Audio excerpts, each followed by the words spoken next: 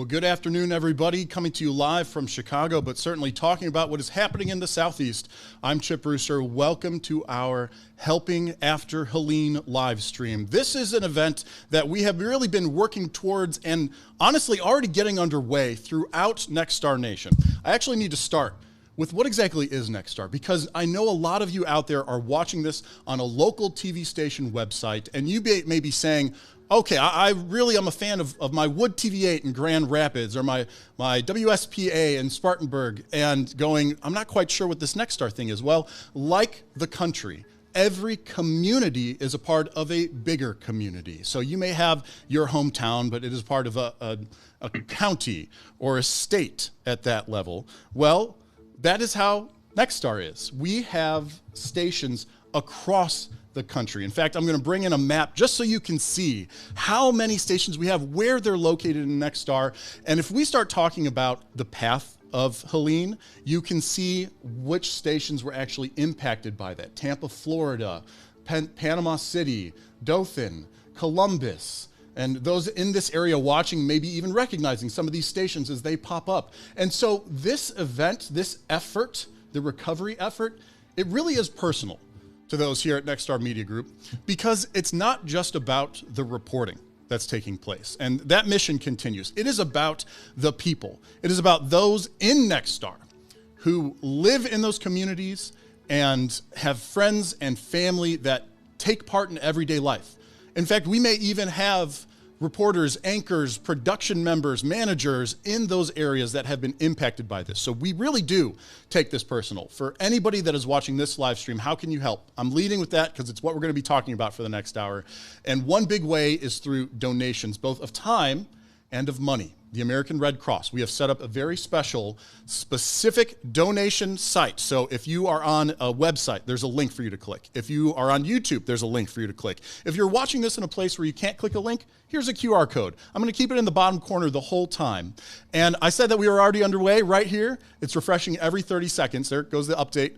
$165,834. The current total that has been raised through this effort of our Nexstar stations and their websites and their on-air broadcasts, and that number is going to climb. You are going to help us do it over this next hour. And you know what, to lead the way, we're actually going to kick this number off quite a bit more right out of the gate here. I'm going to bring in two guests. First and foremost, sitting to my left is Joy with the American Red Cross. We will be talking to you here more in a second. But big screen, Mr. Gary Whiteman. He's our Executive Vice President of Communication and Chief Communications Officer, Gary, for Nexstar Media Group. And we are starting the live stream, what has been called a telethon. No real tele involved, but nonetheless, with some big news. Please, it's all yours, sir. Thanks, Chip. You know, you've hit the nail on the head. Nexstar has always prided itself on its ability to be part of the communities where our businesses operate. And we have a number of employees who've been impacted by the storm in the same fashion that the other members of the community have been impacted by the storm and by Helene's aftermath. And so it's important to us to give back to the communities. That's always something we've done, and it's something we've prided ourselves on.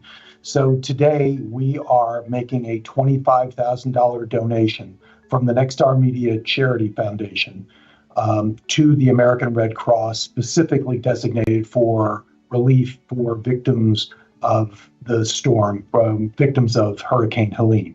And we're really happy to be able to do that.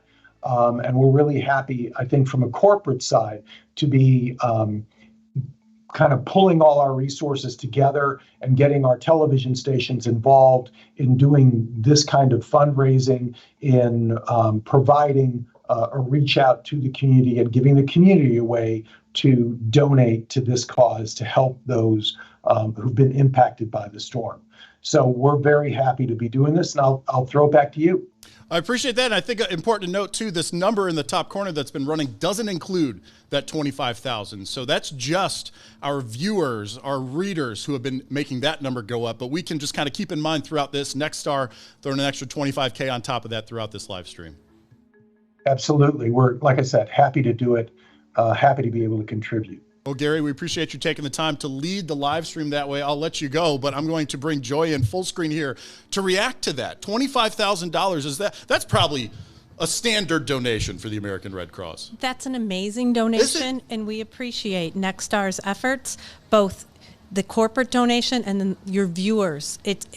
The Red Cross can only go and support hurricane relief because of the generosity of donors. The generosity of donors makes it possible for us to be there in the face of emergency, and we are grateful, and we appreciate you hosting this event, this live stream today, to let people know about how severe and tragic this situation is. And we're going to not only fill you all in a little bit more on what exactly those dollars are going toward, but we wanted to actually begin the true content piece of this live stream, talking about the storm itself, right? Because I know not everybody out there has been living through this, or maybe even watching all of that news. But if you are learning about Helene for the first time or want an update as to its actual impacts, we've got a team here to set you up nicely with that information. And so let me bring in, I want to make sure I'm pushing the right button. Here it is. This is two of those from WGN. So on the right is Demetrius Ivory. He's the chief meteorologist at WGN in Chicago. Bill Snyder on the left, weather producer. I call him Weather Encyclopedia because Bill knows so much. But the two of you are going to give us a sort of synopsis of Helene and its impacts. Well, thanks for having us, and thanks for all the viewers on behalf of Bill and myself. Thanks for everyone who's putting forth their efforts to help. We've been doing this a long time, and it's rare to have a storm like this that affects so many people. Right. And the loss of life. I mean, this is not something that we see every year. No, we see hurricanes, but not to the scope and breadth of damage that this path that this storm took is just. It's horrific. It really is. So let's talk about what we were looking at going into this season. First off, and Bill, you can help me through this one. Yeah. We want to show you what happened in terms of the forecast there for storms there. And if we can go to Max 1. I still have Max 2 loaded in. We do I still that have on Max there 2 all the loaded time. into the router. They changed it on me. Even in Chicago, we do that all the time. Okay, I got it this time. Here we go. All right, so name storms. I'll start with this one here. Now, this is the NOAA forecast for 2024. 17 to 25, we're probably going to get there. Yeah, Yeah, it's still a lot. Right. Hurricanes, 8 to 13. But what you and I talked about going into this season was that everyone was kind of focusing on the top number and not the bottom number. Yeah, that's the major one hurricane that hits home. Tell people what a major hurricane is, Bill. Major hurricane He's the is encyclopedia. That is one that's a strong storm, like a Category 3 or stronger storm that impacts part of the lower 48, which is certainly something that Helene has just done. Certainly did. Okay, now here's where we are right now. How about you take us through this? Well, we're at 11 storms right now, and we certainly have more that are out there. It's the active season continues, and we're far from done. We've had 6 hurricanes and 2 major hurricanes, and again, there's every reason to believe that we're unfortunately going to get into that window of what the forecast was from NOAA at the beginning of the season. So quieter than normal season. But we knew that that we'd have the potential for major hurricanes because of this. Right. First off, the sea surface temperatures. Oh, yeah. They're anomalously warm. And they have been for months. Yeah. So you're talking 80, 85 degree water temperatures. Yeah. You really need, all you need is 80 degrees for a storm to take advantage of that energy and that warmth. And I mean, these numbers are just astounding. Yeah. Almost the 90 fact that we're degrees almost we're in October now, and you're seeing water temperatures that in some areas are bumping close to 90 degrees. I mean, that is just bath water. And those aren't normal. So we're going through what happened with the storm. This is just an infrared satellite. This is an infrared satellite. Notice how after the storm made its way on shore, it's going to kind of coil itself. It nestled under high pressure, kind of fused with a closed low pressure system. And it was basically the 1-2 punch. It was exactly what that part of the country didn't need. That's right. Yeah, that closed low in itself was enough of a rain producer, and then you throw in Helene, and there's the path. And that's where you get. We're going to show you here. These are some of the wind gusts. Let's talk about these wind gusts. Bill shows a lot of these on. I'm gonna do this one because I'm gonna give you the hard one. Peak wind gusts, Mount Mitchell, North Carolina, 106 miles per hour. Remember that the hurricane made landfall in Florida. Right. Okay, so you're talking, a couple states away. Hundreds of miles away. That it's still 106 miles per hour. Right. Perry, Florida, up to about 99 miles per hour. That's interesting. Frying Pan Mountain, North Carolina, 87 miles per hour. Even into Georgia, we had hurricane force winds. Yeah. So the winds, that damage gets the headlines, but we know right. a lot of times I mean, it's you something only else. need a wind gust of, technically a severe thunderstorm is classified as damaging at 58 miles per hour, and you're seeing wind gusts that are, in some cases, double that amount. And let's talk about this here. Doppler estimated precipitation. Look here. I mean, this is 12 plus inches of Doppler estimated Yeah, you see those rain. darker colors there. That just illustrates the amount of rainfall that fell from this storm. It's astounding when you see these numbers here. More on that in a moment, but go ahead, Bill. You take this one. So, North Carolina has been getting all the headlines, and they certainly, with good reason, because when you see rainfall amounts such as this, we're talking rainfall in excess of 1.5 feet in many areas, and in some areas have seen 2 feet of rain. Right. And that's just, there's just no ground or part of the country that can absorb that amount of rainfall. There's just nowhere. And we've talked about, a lot of people have discussed Asheville, North Carolina. Yeah. That's an area that gets about 4.5 inches of rain for the month of September. They got almost 18 inches of rain. From one storm. So the rain ended up, the storm surge, the flooding, the rain and the flooding ended up taking center stage with this storm, which can happen, especially when you're talking about a storm being lifted over the Appalachians and the Smoky Mountains. Right.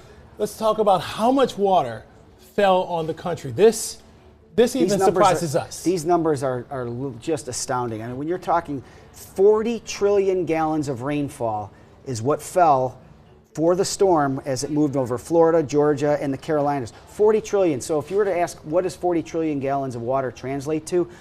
That is 60 million Olympic-sized swimming pools. That is enough water to fill the Dallas Cowboys football stadium 51,000 times. I mean, that puts it all into perspective, just how much water fell with this storm. No community in the world. And one more that jumped out to me, that it was enough water that fell just from this system, Chip, that it could have covered almost the entire state of Texas with 1 inch of water. Yeah, that's a pretty large state. That's how much rain we got there. So absolutely, those folks it's washed away towns.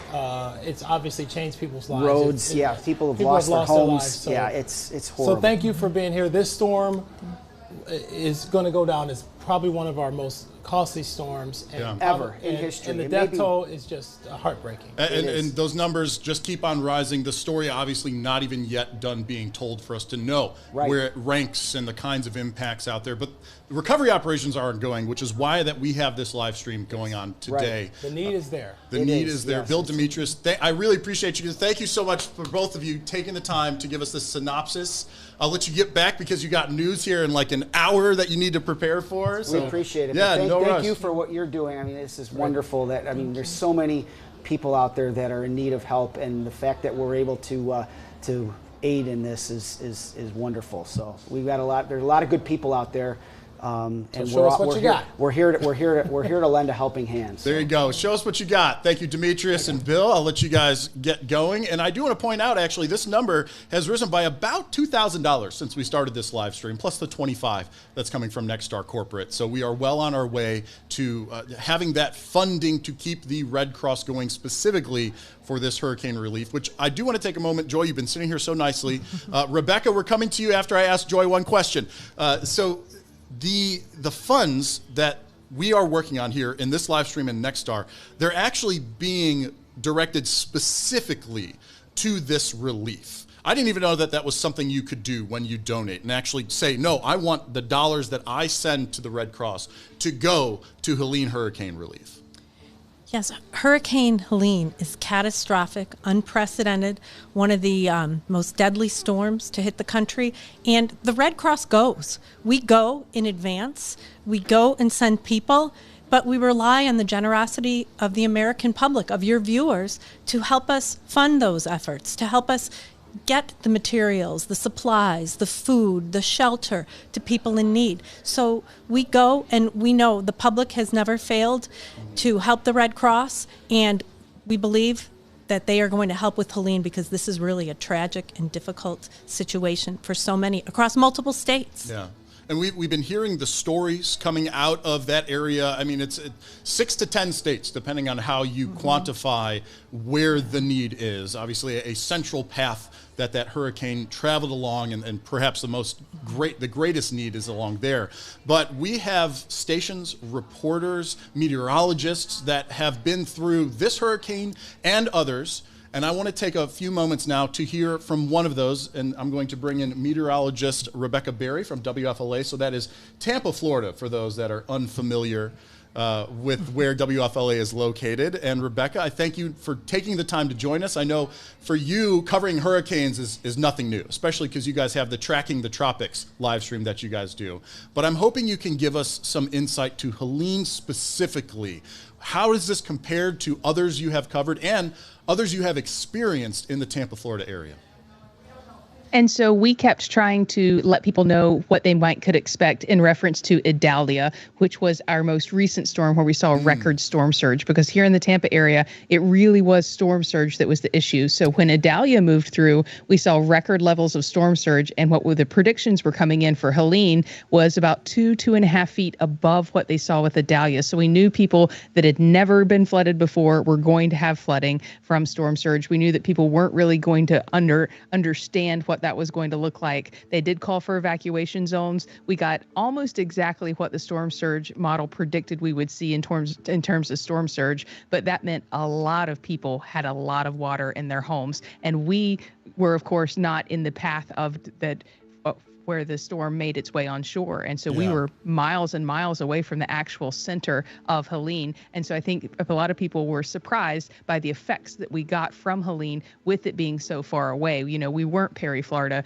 Our northernmost county was still several tens of miles from where the hurricane force winds were really making impact. We got hurricane force gusts along our coast, and we had tropical storm force winds across everywhere else. Only the coastline saw those hurricane force winds, but a lot of areas saw between 4 and 6 feet of storm surge. It entered a lot of homes, even in the bay, not just at the beaches. And what we're finding out in our recovery efforts is how much sand has been displaced.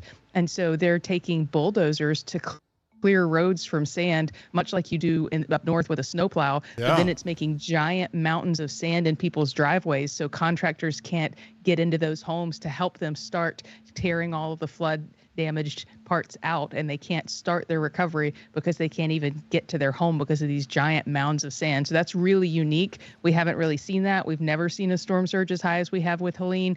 And what we're learning from this there is that how to quantify what it looks like in terms of storm surge. And so I think that maybe a lot of meteorologists know what the elevation of your house is. Like, I know my house is at 15 feet. I know my road's at 12 feet. But we're in the weather office kind of coming together to find a way so that people can know how to look up the elevation of their home, because if we're calling for 4 to 6 feet of storm surge and your house is at 5 feet, you can expect water in your home. And we're trying to help people with that messaging moving forward. That's kind of been a big takeaway for the weather team here. And that's actually what I was going to touch on, is that as a meteorologist, a big part of your job when it comes to severe weather is the prediction part. Is, hey, this is what it could be. Let us get those warnings out now so people can be prepared.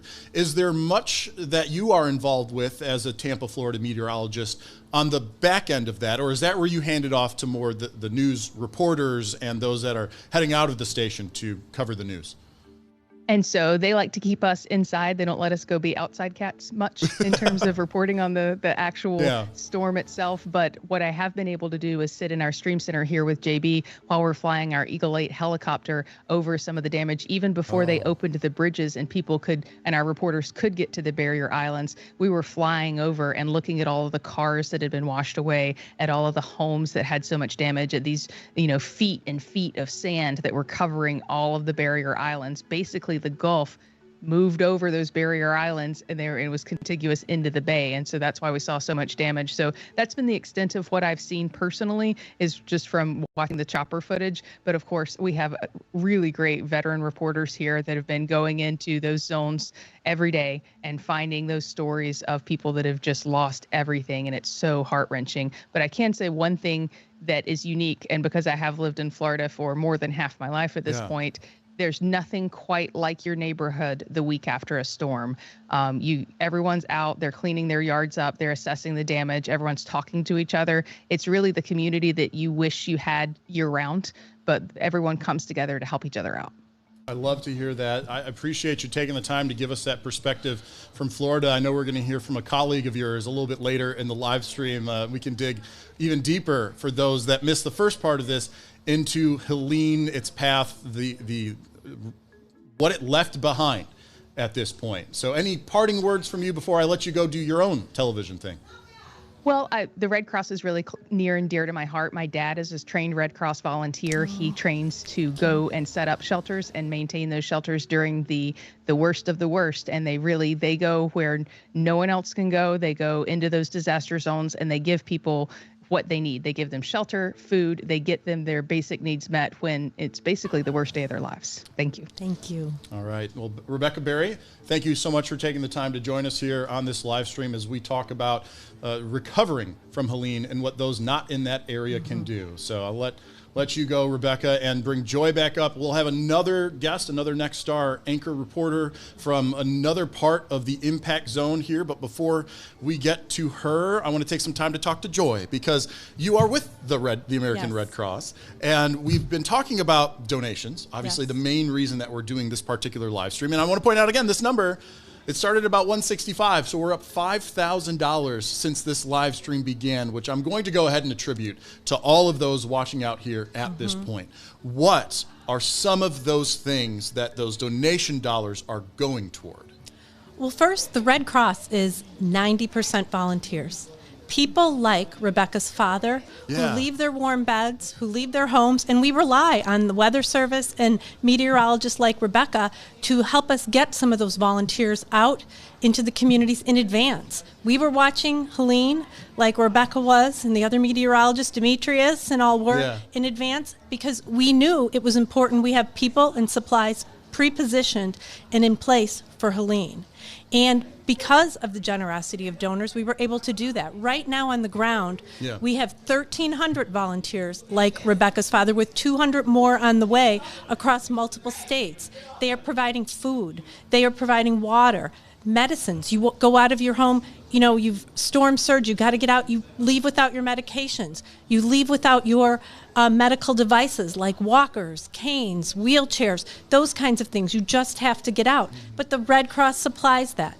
We have counselors, disaster mental health counselors helping people. There are so many things that the Red Cross does in the face of an emergency, and it's because of Next Star and donors like that this can happen. What about actual dollars equaling stuff? I know that for me, when I'm thinking about donating funds, I really like to have, if I donate $25, this is about what it will go toward. I assume you have like a breakdown list kind of going through some of that. Absolutely. Yeah, let's lay that out there. Anyone that's interested in, all right, let's say I donate $5. What is that going to help with the American Red Cross? $5 will get you a Red Cross blanket for somebody in a shelter in need, to help them keep warm. People we're welcomed at shelters, and we're there. We still have about 69, 70 shelters open right now. We've had more than 25,000 shelter stays for people. Wow. Last night alone, about 2,700 people, and those numbers are going up too, because North Carolina, they're just getting to people and getting them back to shelters. Well, when talking about a blanket, depending on where you are, certainly the more north you go, we're going into fall. I'm sure in the mountainous regions, higher elevations, those can be some cold nights, even in shelters. So blankets are probably used by everybody staying in a shelter. Absolutely, the blankets are used. You mentioned $25. Yeah, I did. $25 is medications on average for someone who leaves without. You know what? Let me. I'm gonna give a visual. This is a rough visual because we have the list. That's why I knew to ask about a list. But I want people to be able to see what all is involved with this. So let me get this thing pulled up real quick. Just a little bit of behind the scenes magic. Don't you worry yourself about what's happening here. And boom, there it is. Okay, so here's the list that we were just talking about. So you're saying $25. There it is. Average cost to replace those essential medications and access functional needs equipment. That was the cane as an example. Walker, supplies that someone may need. medical supplies. So that's important. We have, healthcare professionals who are in our shelters who can help you with medication should you need that, should you forget that. We have disaster mental health counselors in our shelters. We have volunteers. I love that Rebecca's father is a volunteer because that's so typical of what the Red Cross is about. Volunteers are the backbone of the Red Cross, and these are the people who left their homes to go help others.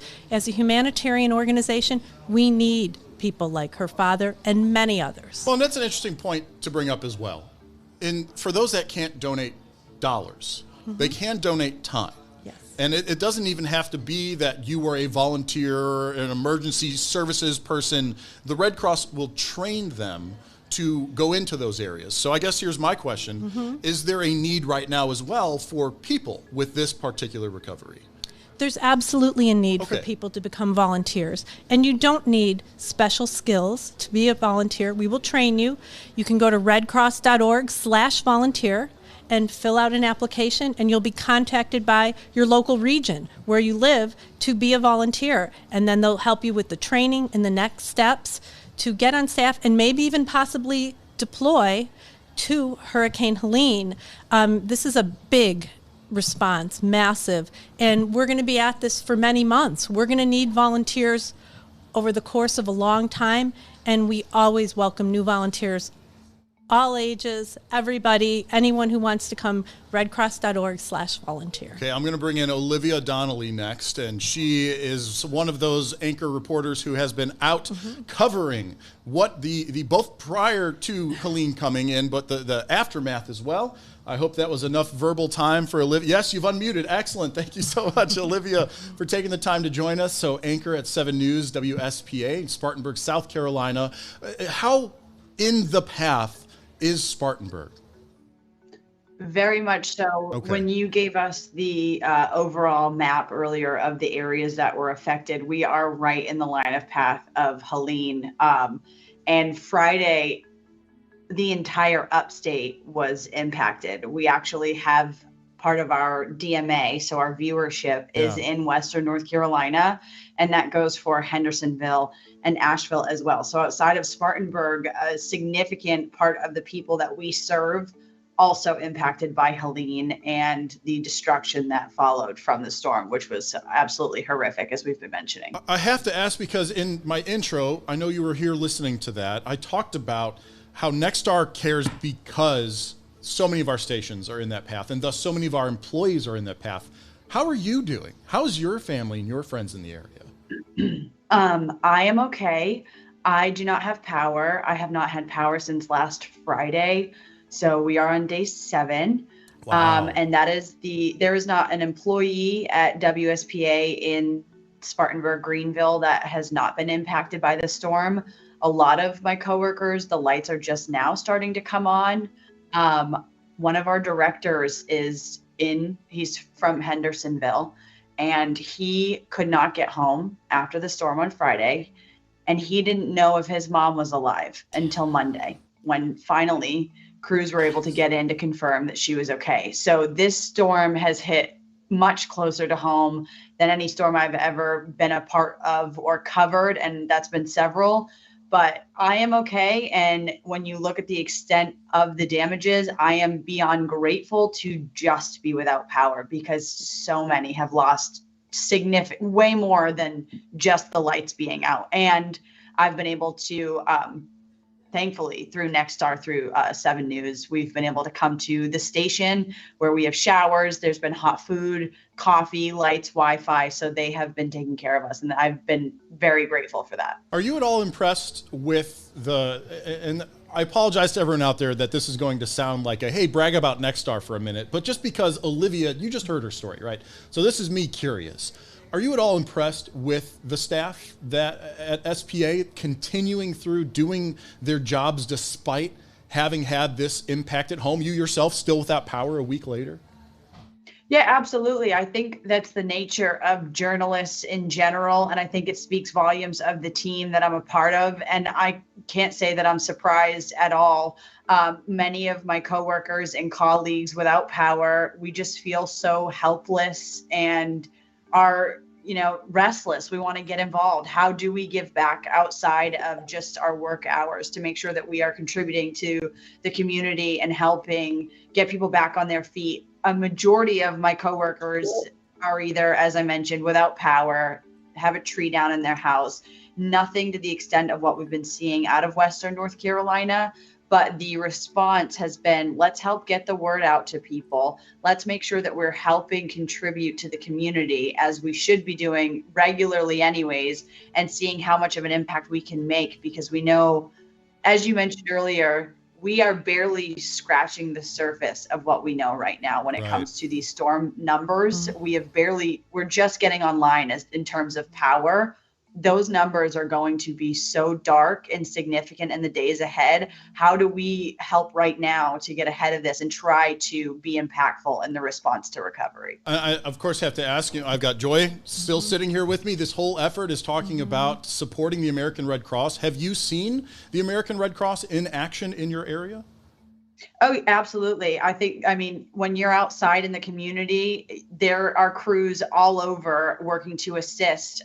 You had mentioned the blankets. Yeah. Already we're getting from our meteorologists weather models that suggest next week we could be in the lows of 40 degrees at night. And for a lot of people without power, that's pretty significant coming off of a summer that's been fairly hot. So these supplies are super helpful to get people just some bit of normalcy, some of the essentials that they're in need of, like you had talked about, medications, etc. Crews are on ground assisting with those recovery efforts. And it is, as Rebecca had mentioned, the community is very uplifting to see. My last question for you, Olivia, before I let you go, and as I've been saying with everybody, get ready for your own work day, is what are the stories yet to be told? What are you guys, as the professional journalists in the area, keeping your eye on and asking the questions about as we continue to move through this recovery phase and into the rebuilding phase? So as I'm sure you've probably seen on social media or in the newscasts in general, the extent of the power outages, the blackout following Helene, the Greenville studios were one of those that got hard hit Friday morning. And what I mean by that is we lost power completely and much of the grid went offline. I was at work all weekend because when I go to my home, my phone goes into SOS mode and I am not allowed to make phone calls. I can't get in touch with my family. And if you think that's just in the upstate, which is already starting to see power crews on the ground, consider our neighbors in Western North Carolina, where you can't even get to some of these places because the roadways have completely washed away from the flooding, the extent of the flooding, and they can only be reached by helicopter. They're just starting to put satellites into the region so that people can try to reach out. But the stories that we are absolutely paying attention to, and we're putting boots on ground in Western North Carolina and in those areas just as impacted, if not more than the upstate of South Carolina, is because we know that the numbers that we are getting are so insignificant and so small compared to what we can expect in the coming days. And hopefully us being able to get the word out will help contribute to the donation efforts into getting these people some realm of normalcy. You have to consider Western North Carolina, the fall is when everyone flocks to the mountains because of the tourism and how gorgeous it is. And this fall ahead is going to look a lot different for our neighbors up there. So we're hoping that getting the widespread attention to the devastation and the recovery efforts that are in place can help to maybe get them somewhat back to a little bit of normalcy. All right, Olivia Donnelly, I appreciate you taking the time to chat with me. Anybody out there that is interested in following as the 7 News team continues their coverage, you can always check out their website, YouTube, Facebook, all the standard things. Olivia, I really hope that you get power soon, but I'm really happy to hear that you're okay and getting by until that time that life returns to some sense of normalcy. Appreciate it, Chip. Thank you. Absolutely. Wow. Yeah. So I was set up with these different reporters, meteorologists, anchors prior to the live stream, but I honestly didn't get a chance to talk with them because all of this came together so quick. You guys don't even know the behind the scenes of this. It was like 2 days ago. They were like, hey, Chip, can we pull off a 1-hour live stream and incorporate all of these different elements? And I've just been flying since that point. So to hear that story firsthand from someone whose also job it is to go out there and tell those stories. I have to imagine it's a similar feeling for someone with the American Red Cross, that there are volunteers that, yes, go into a disaster area, but also come from a disaster area to support locally. Absolutely. Local volunteers are a core part of, who we are. And there are people whose homes have flooded, and they are out volunteering and helping others because that's what they do. So we've heard a lot of stories about, people standing on their countertops and the water's coming up and they didn't, and it wasn't expected that it would go this far, north and be this widespread. And so these people were taken by surprise. But many of them are, also helping with the recovery effort. We're working with first responders, and many of them were impacted.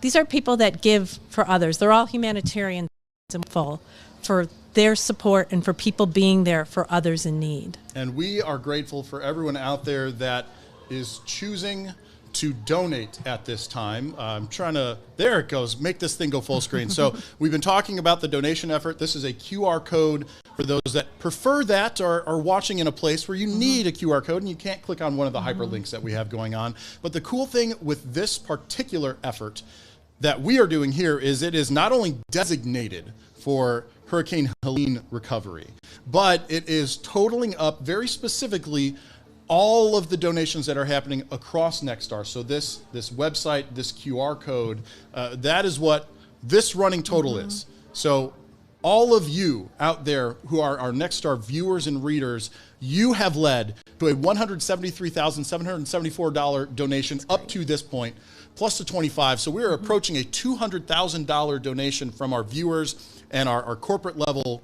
team to this effort. We talked a little bit ago about what those dollars go towards: $5 for a blanket, $8 for a comfort kit with hygiene items and a blanket, $842. That was at the bottom of the list. You know what? Let me just bring it back up real quick. That bottom of the list, I guess you can't see it until I push this button right there, $842, provides food and shelter for a family of 4 for 5 days, which, hearing from Olivia just then, that sounds like it is a huge need right now, just the shelter aspect of what's going on. Absolutely. The shelter aspect's very important because it gives people a safe place where they can have food, where they can rest, where their family can be, and they, can use their phone. They can talk to others who are experiencing the same situation, talk to Red Cross volunteers. It's really that comfort and care aspect of, a safe place to go. And that's part of what the Red Cross does. I have to imagine, when we talk about the hierarchy of needs, food, water, clothing, shelter, that is what you all are really geared at getting to people in this moment.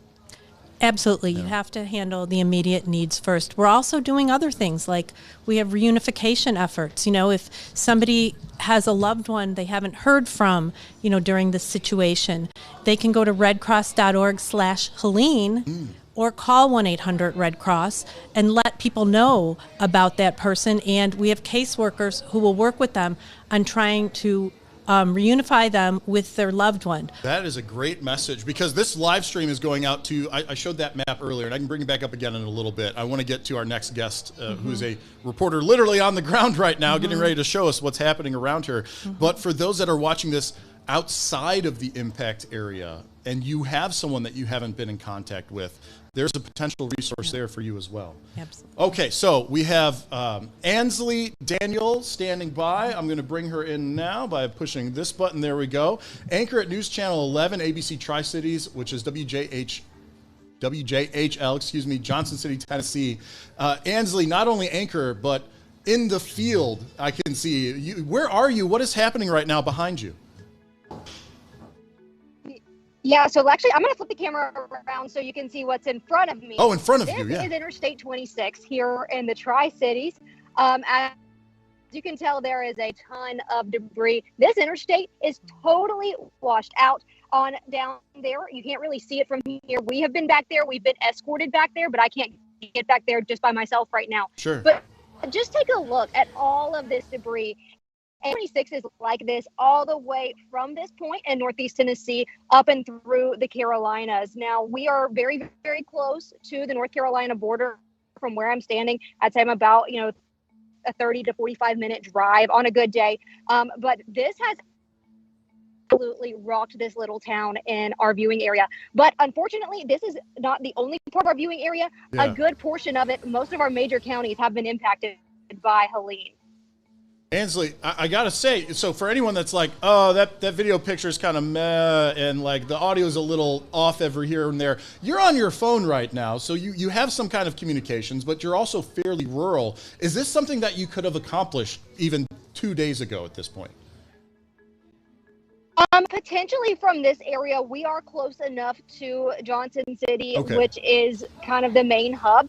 But it would have still been rough. And I would say right now things are probably difficult simply because everybody's being rerouted through this little town here. So a lot on their phone and trying to get around the interstate debacle that we're facing right now. Communication, like you said, has been tough. We have a lot of little areas that are completely cut off from the main part of their community, from the main part of the county.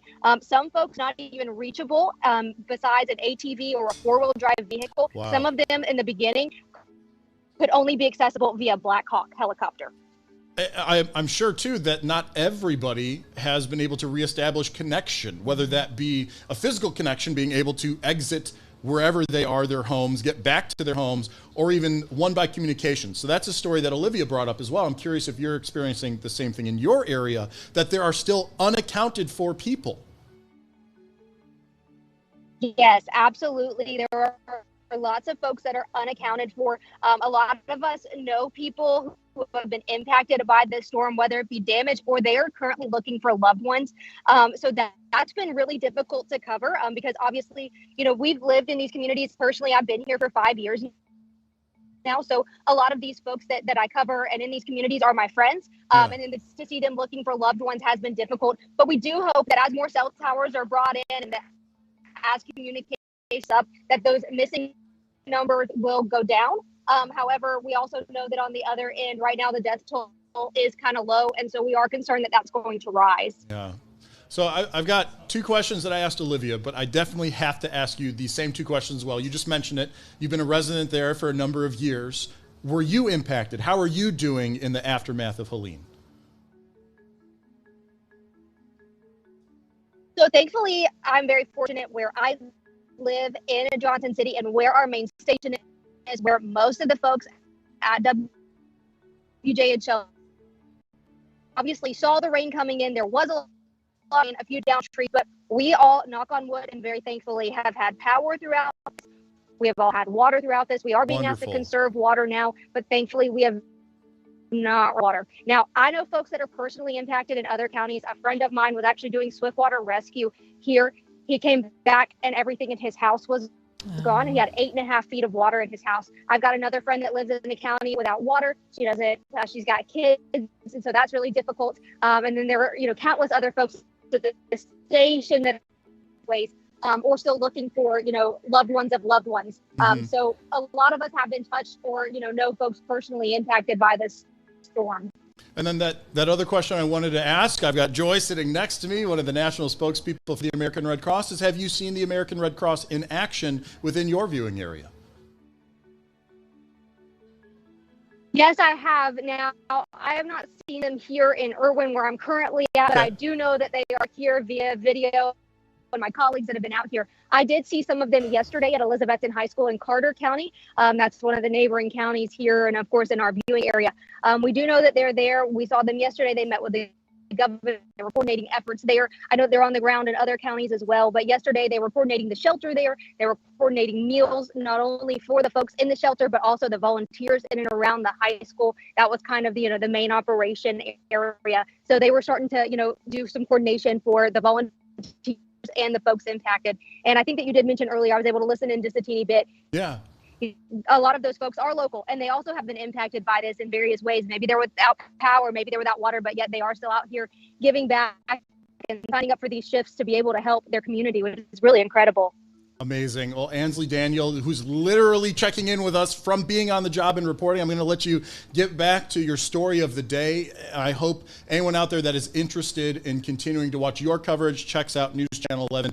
You don't have to be local, everybody. That's why the internet exists. If you want to get the local story, go to the local website. Ansley, thanks so much. Thank you. There it was. I was going to say, I'm going to assume she said thank you because we've had that delay going on there. So you're hearing stories on this live stream, wherever you're watching. But I just mentioned it. Nexstar, as a company, has stations all across the country. In fact, this is a great time to go ahead and bring that map back in. Let me bring that map back in. Here you go. If you didn't know, Nexstar owns and operates 200 different TV stations, 116 U.S. markets. And so hopefully we are catching every single one of these right now where people are watching and letting you guys know that there is a way for you to help. I've noticed that my cool little live contribution bug is not updating, but that's okay because I have the website right here so I can do a live check-in. And we are up to $174,034. We started at about $165. So just in the course of these 45 minutes, yes, Jeff, I see your reaction face. In the course of these 45 minutes, we've raised almost $10,000. Now, I know there's a big effort going on there across all Nexstar stations, so I can't necessarily attribute it just to the live stream. But Joy, I'm going to. Okay. Because we're here and we're putting this on and getting the message out as best we can across all of these different areas in the United States there. And my little thing started updating again. I want to take a moment, Joy, before we bring in our last on-the-ground guest, who is the chief meteorologist out of Tampa at WFLA, just to ask you a bit more about the recovery effort as seen by the Red Cross. And here I have the photo slideshow, the other one, and then the video to talk about. You yourself, you're stationed up here with me, but you have colleagues down there, obviously a number of volunteers. Could you give us some of those numbers, some of what the American Red Cross has seen throughout the affected area? We have a lot of colleagues. As I said, we've got about 1,300 on the ground now, volunteers. We sent about 40 some from the Chicagoland, Illinois area, and that repeated itself through states all across the union. Everyone wants to help. We've also got a lot of local volunteers, as we've talked about, and what they're doing. They're driving emergency response vehicles into communities where they can't get out and giving them food and water and supplies. We've got 137 of these emergency response vehicles on the ground. I see you've got the video up of one of them. You basically called for it. You're a pro, Joey. Yeah, that one, those are actually local people from Chicago that I know in that video. That gentleman is one of our great volunteers who also responds to house fires, but goes into disasters and helps people. We're there providing assistance to people where it's needed and when it's needed. It's the Red Cross works with community organizations. We're in every community that we can be. We work with county officials, state officials, other organizations, other nonprofits to get people what they need. That's an effort that was taking place in Florida. I believe maybe it was Cedar Key. There was so much that's been going on in this disaster, and it's very widespread, and we have people all across the impacted states, hundreds of miles. I'm going to take a moment to do one thing that I've kind of been waiting just to see what happens here. So not only are we live streaming across Nexstar station websites, as well as Facebook pages, by the way. KXAN in Austin helped me out with that. Thank you, Kate. But also 11 different YouTube channels. So we have, I believe, 5 or 6 from the impacted area and then 5 or 6 of our largest just to try and get that reach going out there. And I've actually had this neat function enabled where I can see comments as they come in. And there are a couple of comments that I certainly want to bring in just to note. So Photos by Meta noting that their house, why did you go away? Come back. Their house in Boone was totally destroyed by a landslide. And so we have people who are watching this live stream in impacted areas at the moment. There was another one I saw. We were talking about the different places that we can watch. And so we had some people checking in. Nancy watching Channel 5 KTLA in LA and noting that prayers to those hit by the hurricane. And Nancy, a lot of positive comments in this live stream on KTLA's YouTube channel. So we appreciate her and others jumping in to leave some comments. I hope also anyone watching is clicking some of those links, maybe using this QR code to go and add to that growing number of donations that you, our Next Star viewers and readers, are able to contribute at this point. So that's the big one, but I keep it in the bottom part of the screen, and it's this number right here. That website, those contributions are updating that number, 174,684, where we're at now, started about 165 50 minutes ago. And we want that to keep going even after this live stream is over. Now, I have a lot of video of some of that impact, but before I bring that video in, I would like to bring in our last on-air guest, and that is Chief Meteorologist. I feel like I need a drum roll, Jeff, to bring in a Chief Meteorologist here. But I appreciate you taking the time. Jeff, yes, that happened. I'm using, for some behind the scenes, I'm also the tech person, and I'm using the exact same, it's called a source, to bring Jeff in as I brought Gary in. And while I changed the name, I forgot to change the source. So now, boop, boop, boop, boop, click, and boom, there's Jeff. Hi, Jeff. Hey, how you doing? I'm doing all right. So we talked to WGN meteorologists who gave us a nice synopsis of the storm itself. We had Rebecca on earlier talking about what it's like to be a meteorologist in a hurricane area. I mentioned tracking the tropics, a lot of the stuff that you guys do. I was hoping, though, to get a sort of comparison just based on your own knowledge and experience. So no worries about being perfectly accurate by the books, but just your opinion. How has Helene been as far as an impact goes in the Tampa area, in the Florida area, and even all along its path? I was just saying to Rebecca that in my career, I think this may be the most impactful of all hurricanes that I've ever seen. And that's because it hit not just the area that you typically expect hurricanes to hit, which is the coast, right? Or kind of a confined area. Yeah. But this storm brought devastation all up and down its path in a way that I think was very surprising to everyone. It was surprising for people in the Tampa Bay area to have 7 feet of surge when the storm center was 100 miles off the coast. I talked to people locally here, and I said, is there anything I could have said that would have convinced you how bad it was? And they said, no, you couldn't have, because the storm was 100 miles off the coast. So they are just used to what the impacts are for a storm that's, the center of the storm so far away. And when it came to the Carolinas, we saw that train wreck coming as meteorologists. We knew that this was going to be a devastating flood for the Carolinas. I don't think we could picture how devastating it would be, but we knew that it was going to be very bad. And again, the folks there would have never expected this because they don't have any experience with hurricanes.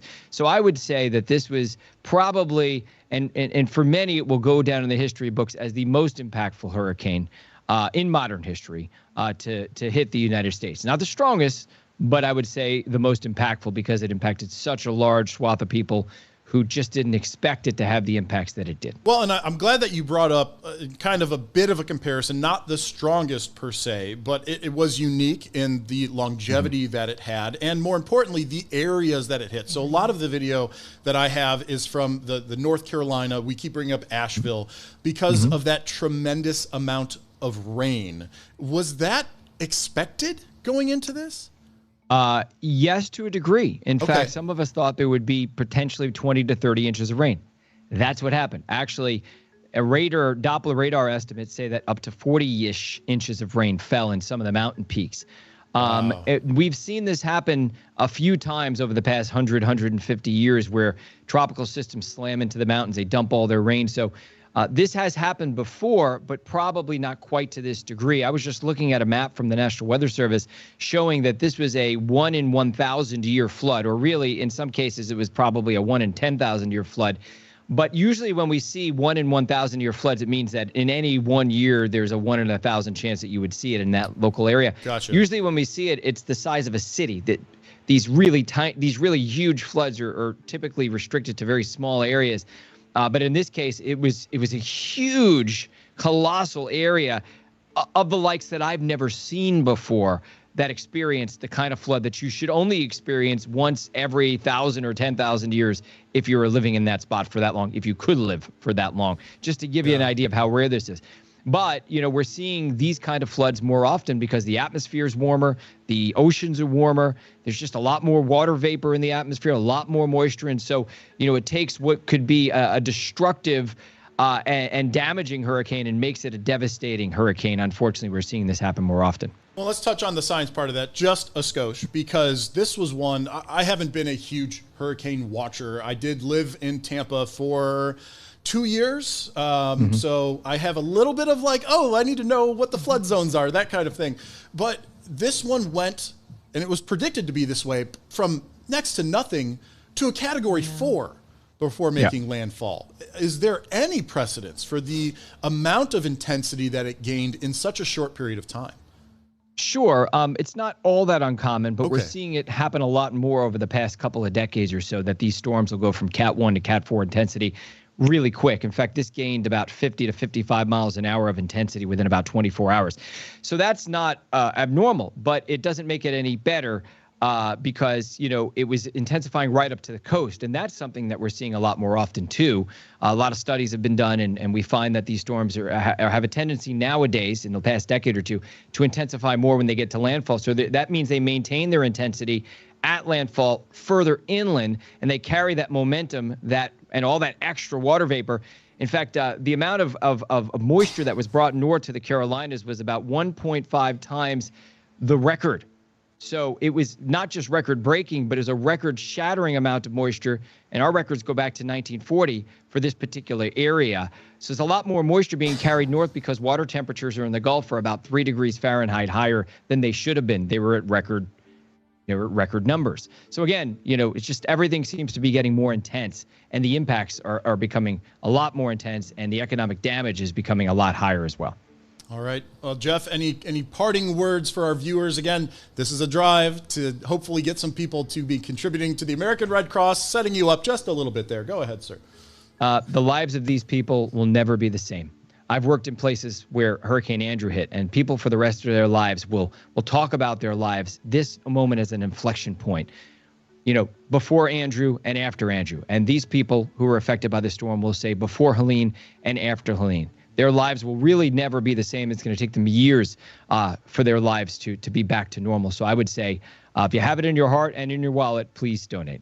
All right, Jeff, thank you so much for taking that time. I'll bring that QR code up big one more time. And you're clear, Jeff, no worries. So for those that are looking to add their dollars to the donation total, we have options. There's the QR code. If you're watching on your local Nexstar station website, that story has the direct link. If you happen to be watching on one of the YouTube channels, those have pinned comments with the link as well as in the description. And then we also have this going out on multiple Facebook pages. So a lot of different avenues for you to get to that donation link and give what you can. We are updating to 175, 134, started 57 minutes ago at about 165,000. So over the course of an hour, $10,000 plus another 25 from Nexstar Corporate at this point.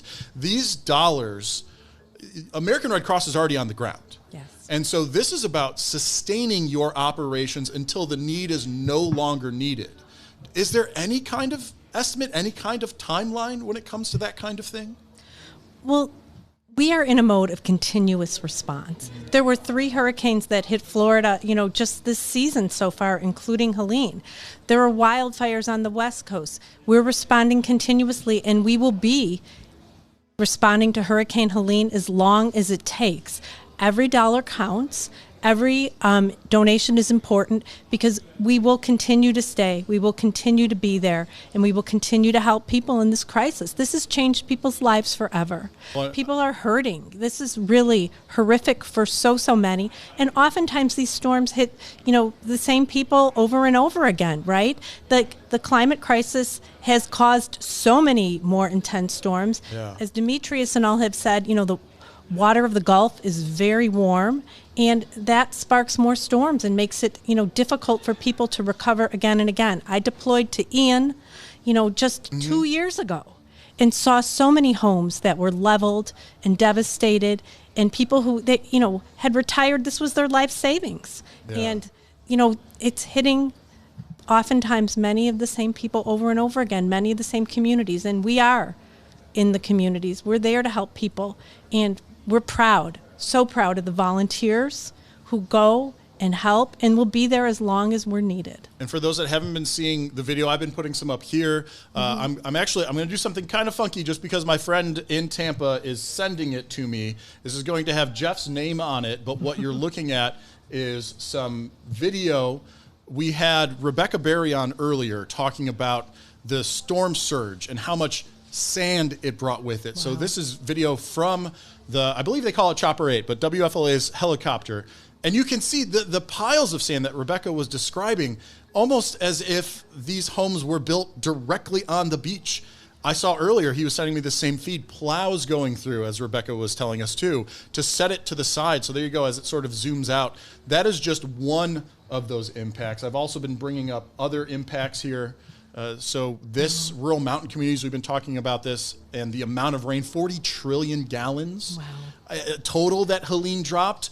And the type of impact that it's having, I think Jeff put it the best. You said it in a very similar way, that this storm is having such an impact on people's lives that it is a true turning point in their life, that they will refer to times before that storm and times after that storm. And right now, the after that storm is still very real.